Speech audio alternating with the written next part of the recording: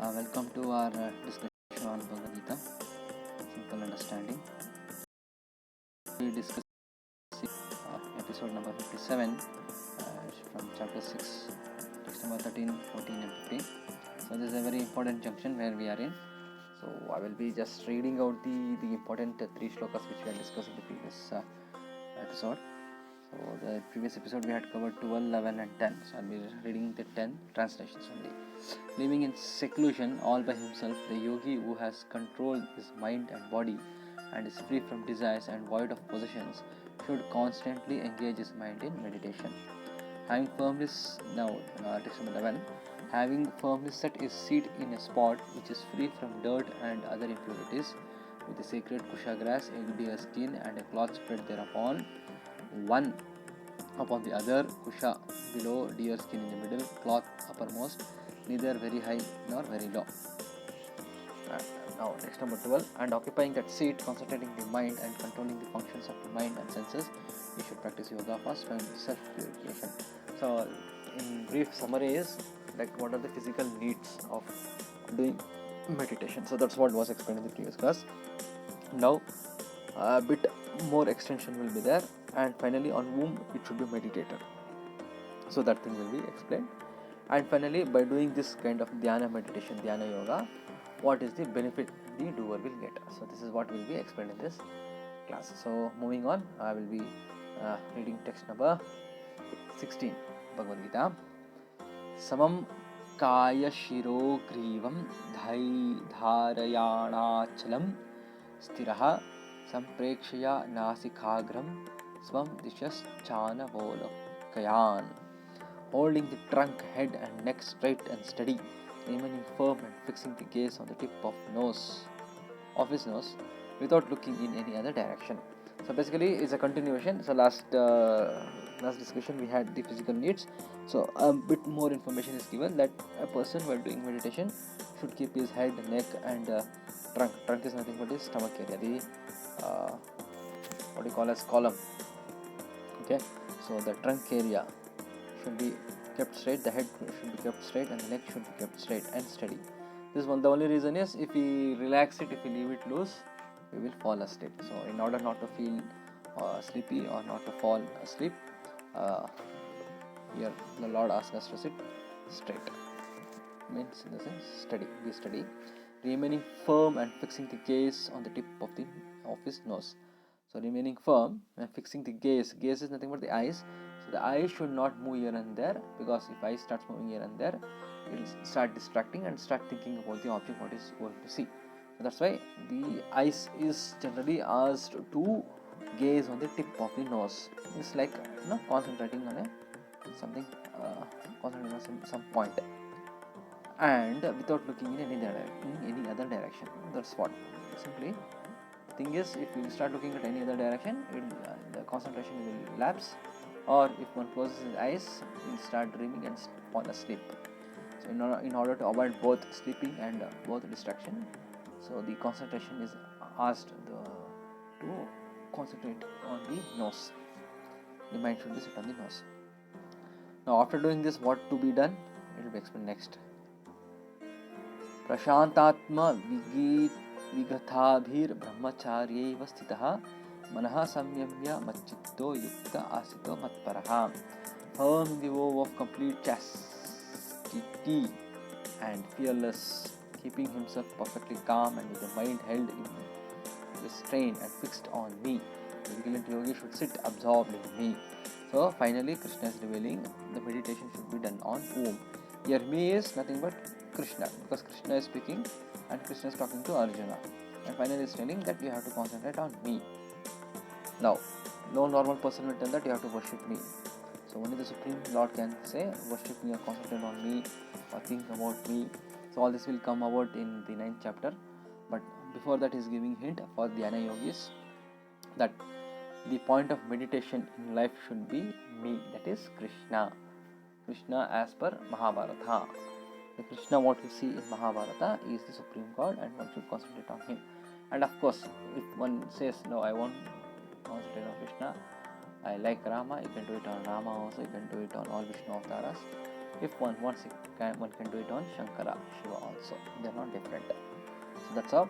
So the important points to be noted here is Prashantatma Vigita Bhirshi Brahmachari Prate. Means people who want to do meditation and want to do spiritual life, they should have this inclination to follow Brahmacharya. Brahmacharya is nothing but away from sex. When a person is away from sex, that means he is going to control, or one is going to save his body fluids. If these body fluids are preserved, this helps a person to be more mentally stable and be more physically vital. So this helps in having a good immune system, which helps a person to concentrate more. So that's the reason, like people, or the olden days also, people were not asked to have too much sex. So too much sex will lead to too much loss of body fluids. Too much loss of body fluids will lead to unnecessary loss of vitality, immune system, confidence, depression, all these things follows. So it's better to follow Brahmacharyatva. That's what it means. Okay. Then other than that, it says firm in the vow of complete chastity. That is nothing but Brahmacharya. And fearless. Fearless because one is going to sit in a forest or Himalaya or wherever. So you should not be fearful of any animals attacking him, because he knows that he is going to do God's work. So God is going to protect him, keeping himself perfectly calm. So without these disturbances, he is going to keep his mind calm without thinking any agitations, and with the mind held in restraint and fixed on me. So one has to keep his mind restrained without thinking of any other thing and concentrate on me, that is Krishna. Because Bhagavad Gita is spoken by Krishna. There are only two speakers here, one is Krishna and one is Arjuna. Since here the speaker is Krishna, is explaining to Arjuna, so naturally it means me. So it's a great chance that we are understanding from Bhagavad Gita itself on whom we have to meditate. Generally what happens is, nowadays we see people asking to meditate on so many things. There are so many bogus organizations coming up, and they are claiming themselves to be God. We don't want to name anyone here, but one has to judge themselves. If any human, a person in human form, or a person, any human comes and says that I am God, we should immediately reject him. So the meditation should always be done on Krishna, Vishnu or Shiva. So these are the only qualified people on whom meditation should be done. Any meditation done on any object or any color point or a human or any other kind is all invalid. It doesn't lead one to its required goal. Now, going on, Krishna is going to explain what is the achievement one is going to have after doing all this previous 3 points and today's other 2 slokas what we have discussed. What is the result one is going to achieve? It says, I will be reading this translation, shloka. Yunjanevam sadhatmanam yogi niyata manasaha shantim nirvana paramam matsamstam adhigacchati. Thus constantly applying his mind to me, that is Krishna, the yogi of disciplined mind attains everlasting peace, consisting of supreme bliss which abides in me. Now the reason why it says the yogi of disciplined mind, because a lot of discipline is required. It's not that today we decide to meditate and in that what you call Josh, there's a word called Josh in Hindi, or in that excitement we may do things nicely. We may start doing things nicely for few days, for say few weeks also, even for few months. But that excitement which is there at the point of starting will not last. Okay? After some time it gets bored, or it gets diverted, or so many other issues come, interest comes down, all these things will happen and we slowly lose the interest and give up. This we see in whatever field of activity we do.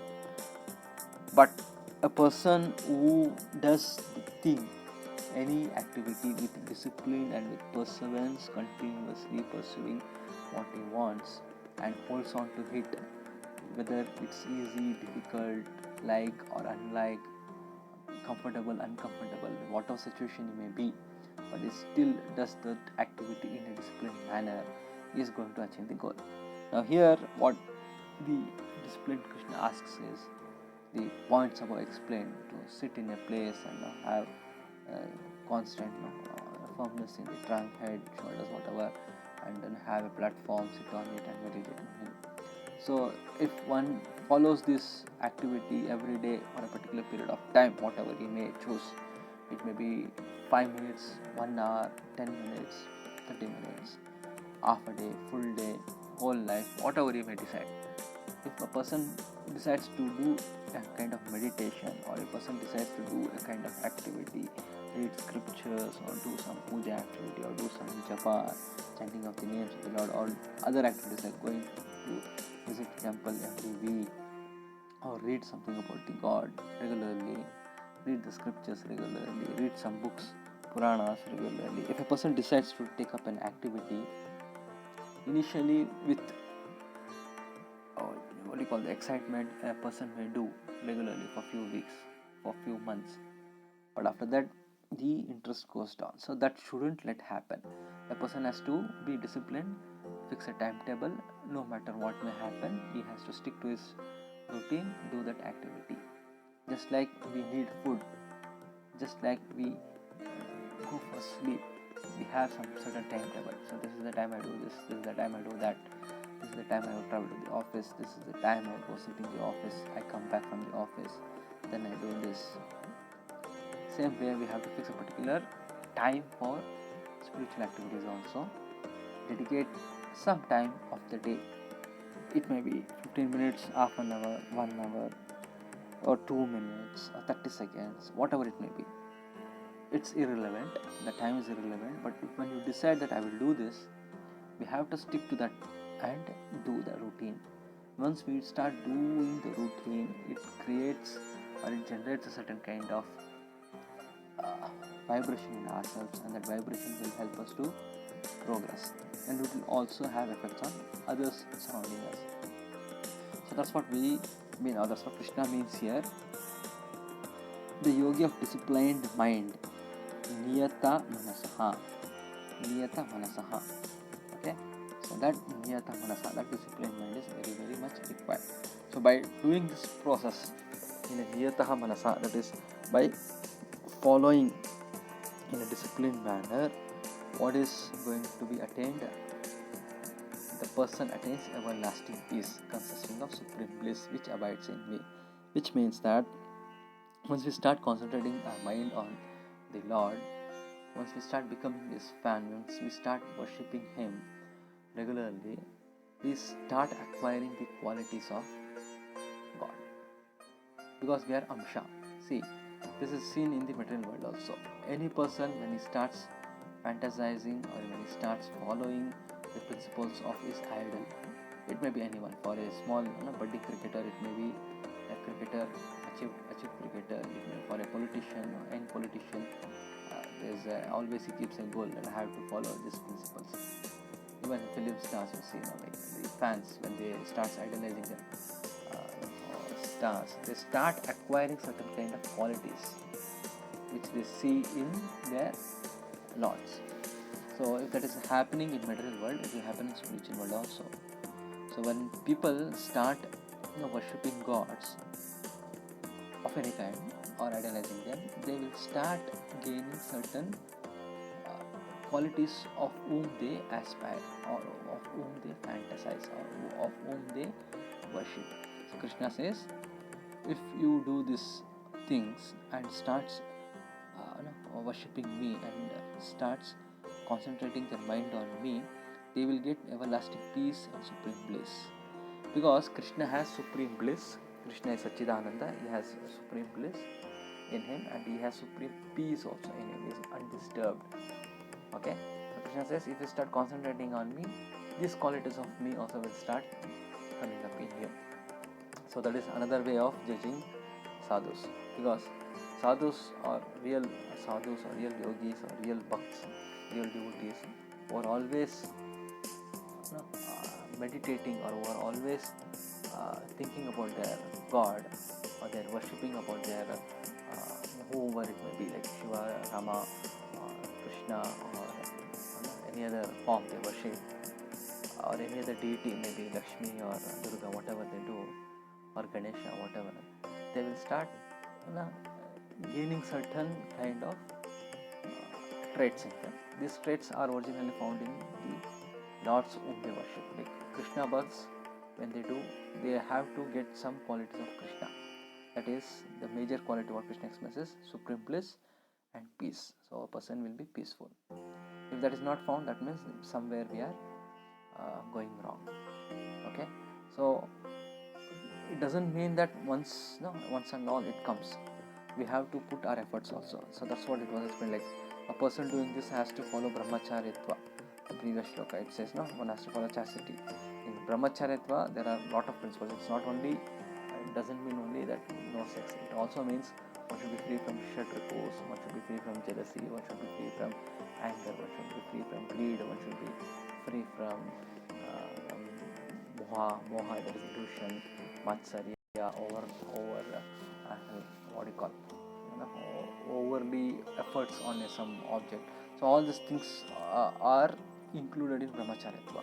So one has to try them to achieve them with the help of God's with the help of Lord's blessings. One will be able to achieve them in parts, and slowly one can see the results. It doesn't happen overnight. A lot of efforts have to be put. At the same time, practice also should be done. So both efforts and practice and blessings of God will give us peace and bliss, what we are searching. That is not available in material world, because all the peace and bliss what we get from material world is from temporary elements. That is 5 elements: earth, water, ether, fire. So whatever enjoyment we seek, whatever enjoyment we get from the material world is from only these 5 elements, or the other 3, that is mind, intelligence and ego. These are all again material. So any joy which is obtained from material is temporary, because material itself is temporary. So we have to go beyond this. We have to go for something which is beyond this material world, that is spiritual world. So any happiness or any satisfaction gained from spiritual activity is permanent. The more spiritual activity we do, the more happy we become. The more materialistic activity we do, we become happy, but it is temporary. Because when we do a material activity, we gain something, and whatever we gain is temporary. We have to lose it at some point. When we lose, we become sorrow. But in spiritual activity, it is not like that, because in spiritual activity, whatever we gain is permanent, because spiritual is permanent, and we are not going to lose anything. So that is the principle. Hence, I'll be ending this class today. So thanks for your audience. So we'll be ending.